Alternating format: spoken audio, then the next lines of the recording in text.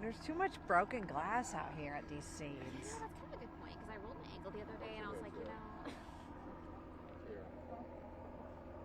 Check 1, 2, 3. Okay. Give us your first name and your last name, your title, spell it for us. Cedric Dunbar, a captain for the Metropolitan Division, Detroit Police Department. It's spelled Sederick. Last name Dunbar, Dunbar. So start at the beginning, tell us what happened. Okay, so today around 3 p.m., a 15-year-old male received a non-fatal gunshot wound to his leg. It was on the 14,000 block of Mark Twain. It was a verbal altercation with our suspect, who we believe fired shots out of the residence, striking the 15-year-old victim in the leg. Again, he received 9 life-threatening injuries. He was treated at the hospital and should make a full recovery. Our members from the 2nd Precinct did an outstanding job identifying the suspect, identifying the offender, at which point they located him, surrounded the house, contained him in there, and mobilized our Metropolitan Division, which contains our Special Response Team, our Crisis Negotiators, our Tactical Services Section, K9. At that point, a barricaded gunman was declared. At approximately 6 p.m., the barricaded gunman was declared. We were able to successfully negotiate with the suspect, who is a black male in his 30s, for approximately 3 hours.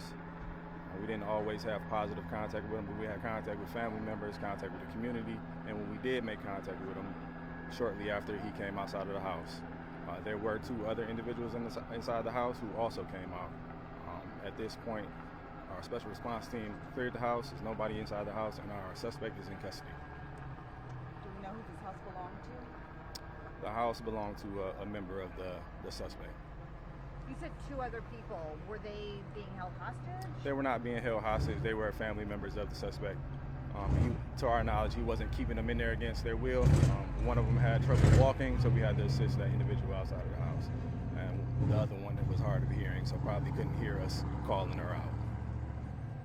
And so have you learned any more about what led up to this? I know we were told earlier that it was believed there was some prior altercation between the suspect and victim. We don't believe that the suspect and victim know each other. What I was told in preliminary information is that the suspect was walking down the street. Somehow the victim was walking down the street. Somehow the suspect came outside and they got into a verbal altercation. That's all we know. The victim is 15. The victim is 15. How is he doing? He's in stable condition. What about the suspect? How old is he? Suspect is in his 30s. They knew each other? Not to our knowledge. So how did this happen then? Again, all preliminary information, our members of the 2nd Precinct will follow up with their investigation to find out more. But from what we know, it was just a verbal altercation that led to a shooting. And where did that happen? On the 14,000 block of Mark Twain. Would he be facing any more charges for the standoff in addition to the shooting?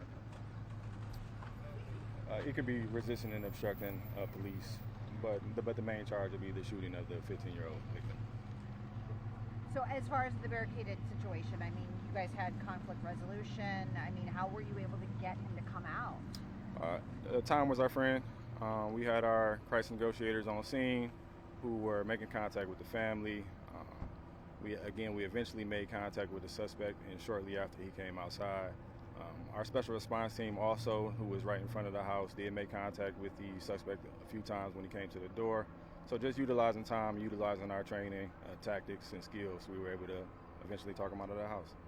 And one last question, did you recover a weapon? We just freshly resolved this. Members of the 2nd Precinct are going inside the house now to search for the weapon. All right. Thank you very much. Sorry.